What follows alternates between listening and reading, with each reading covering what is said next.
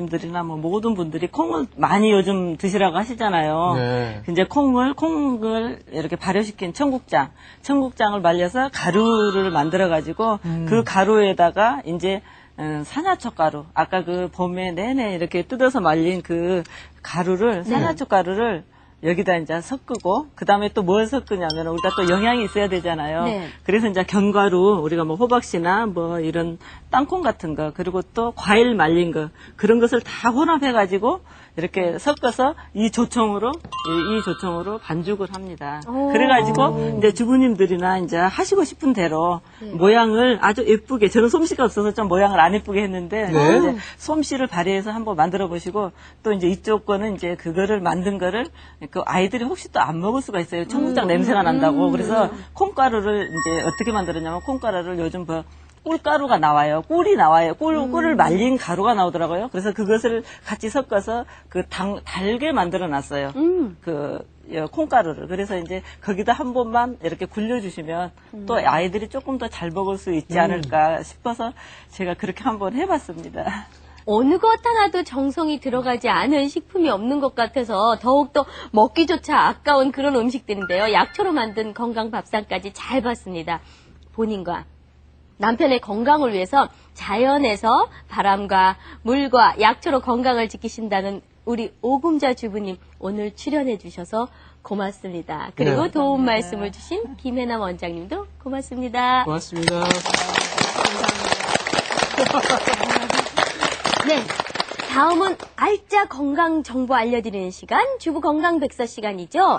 여성 관절 3탄, 퇴행성 관절염. 먼저 화면으로 보시겠습니다.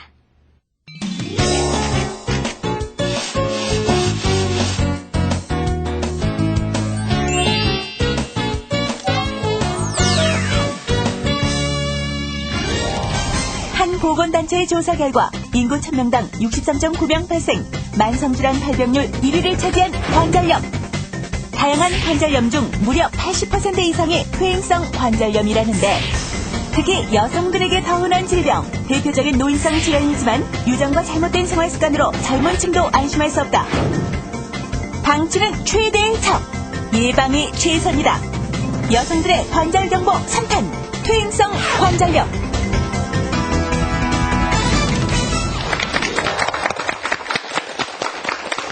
네, 다음 주면 장마가 시작된다고 하는데 장마 그러면 여러 가지 걱정이 앞서지만 온몸으로 아이고 쑤셔라 이런 경우 있잖아요. 맞아요. 어르신들 그런 말씀들 많이 하시잖아요. 아가야 빨래 걷어라 비 온다. 아니 비도 안 오는데 어르신들 어떻게 하시는지 참 깜짝 같아요. 이제 앞서 말씀하셨지만 네. 장마 저희가 유비무한 미리 좀 준비를 해야 될 것 같습니다. 네, 그래서 건강백서 관절경보 3탄 퇴행성 관절염에 대해서 알아보겠습니다. 오늘 도움 말씀을 주실 분은요. 이대 동대문병원 인공관절센터 소장님 김영후 교수님 자리하셨습니다. 안녕하세요. 안녕하세요. 네, 나와주셔서 감사합니다. 근데 관절염 중년 이후에 오는 질병이라고 하는데 남성분보다는 여성분이 더 많다고 해요. 어떤 질병이길래 여성을 더 많이 괴롭히나요? 관절염의 이제 종류에 따라 다른데 제가 잠깐 이제 설명을 드리면 이거는 이제 모형입니다. 이건 자기 이제 무릎 관절의 모형인데 이건 자기 허벅지뼈, 이거는 자기 다리뼈. 이거는 이제 수술을 해서 관절면을 씌우는 인공관절 수술 후의 관절면입니다만은 일단은 이렇게 하얀 물렁뼈가 쌓여 있고 또 여기 밑에도 하얀 물렁뼈가 쌓여 있고 물렁뼈가 있어야지 안 아프고 매끈매끈하게 움직이는 것이 이제 정상인데 관절염이라고 하는 거는 이 어떤 이유든 이 물렁뼈가 없어져서 뼈하고 뼈가 부딪히기 때문에 아픈 거를 관절염이라고 해요. 근데 관절 종류가 여러 가지가 있는데 아까 말씀하신 여자가 많은 거는 루마티성 관절염, 퇴행성 관절염 이런 것들은 대체로 여자가 많고 남자는 이제 대소골도 무혈성 괴사라든 이런 거는 또 남자가 많고 또 화농성 관절, 균이 들어간 거, 결핵성 관절 이런 것들은 또 남녀가 비슷하고 이게 사람의 이제 종류에 따라 약간 차이가 있습니다. 네. 자, 너무 흔해서 무심코 넘어가기 쉬운 그런 질병이라고 생각할 수도 있죠. 그렇죠. 자, 이렇게 차트를 보시면요. 퇴행성 관절염이 의심되는 증상들을 쫙 한번 모아봤습니다. 네. 첫 번째, 걸어다니거나 앉고 설 때 심한 통증이 있다. 네. 두 번째, 관절이 붓는다. 네, 세 번째, 우두둑 소리가 난다. 아우, 무섭네요. 네 번째, 잘 구부러지지 않는다. 네. 마지막 다섯 번째는요, 잠자리에 누웠을 때 무릎이나 허벅지가 시려서 잠을 이루지 못한다. 야, 이 정도면 정말 심각한 상태인 것 같은데요. 몇 개나 해당되세요? 어머, 저 아직 젊습니다. 이거 왜 이러십니까? 아니, 저는요, 네. 우두둑 소리가 난다는 게, 어쩌다 우리가 하면 뚜둑 소리 이거 왜 이래? 맞네요. 이럴 때 있어요. 아주 있어요, 어렸을 있어. 때도 있어요, 그건. 그런데 저는 잠잘 때 네. 무릎이나 허벅지가 시리다 이런데, 아기 낳고 나서 갑자기 무릎이 좀 시려서, 아우, 여기다 이불을 덮고 잤으면, 이럴 때가 있었거든요. 우선 퇴행성 또는 골성관절염. 네. 이 경우는 아주 중요한 게 오래 앉아있거나 누워있을 때는 전혀 안 아파요, 초기에는. 네. 그래서 대개 노인들이 대체적으로 10년, 20년을 아팠다고 그래요. 근데 특징이 뭐냐? 앉았다가 일어날 때, 오랫동안 앉아서 첫 발을 뛸 때 처음에 많이 아프고, 몇 발 뛰고 난 다음에 조금 부드러워져요. 그럼 물론 많이 걸으면 아프게 되고. 다시 말하자면 움직일 때 아픈 병이고, 붓는 거는 물이 차서, 물이 이제 초기에 특히 그래요. 관절염이 처음 시작할 때 제일 아픕니다. 그때 무슨 치료받고 그러면 그게 약을 썼을 경우는 아주 효험 있는 것처럼 얘기를 하는데 자연적으로 좋아집니다. 조금씩은.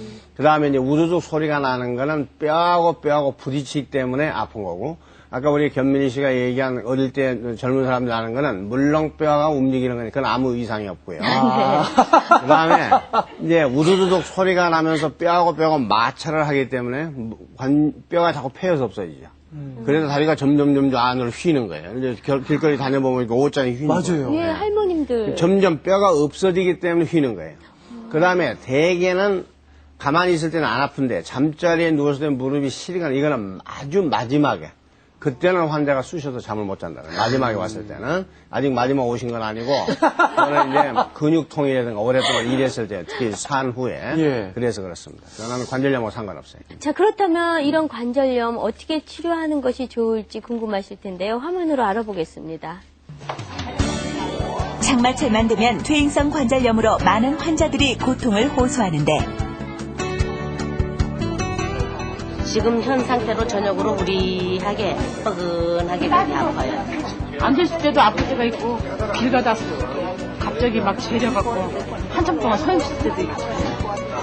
세관절 통증이 있을 시 초기에 치료를 적절히 받지 않으면 세관절이라는 것은 이제 퇴행성 관절염이 이렇게 계속 진행되는 양상이기 때문에 나중에 계속 치료 시기를 미루다 보면 수술적 방법이라든지 치료 범위가 더 커지고 환자분들이 더 힘들어할 수 있기 때문에 제때 빨리 적절한 검사와 진단 그리고 치료를 받는 게 환자분의 관절을 보존하는 데 있어서 가장 중요합니다. 초기 치료가 가장 중요한 퇴행성 관절염의 치료법을 살펴보면 우선 간단한 이학적 검사를 실시한다. 이상이 있는 관절을 판단하고 어느 정도 기능성의 문제가 있는지 알아보는 것인데 특히 다른 형태의 관절염과 구별할 수 있도록 도움을 주는 검사법이다.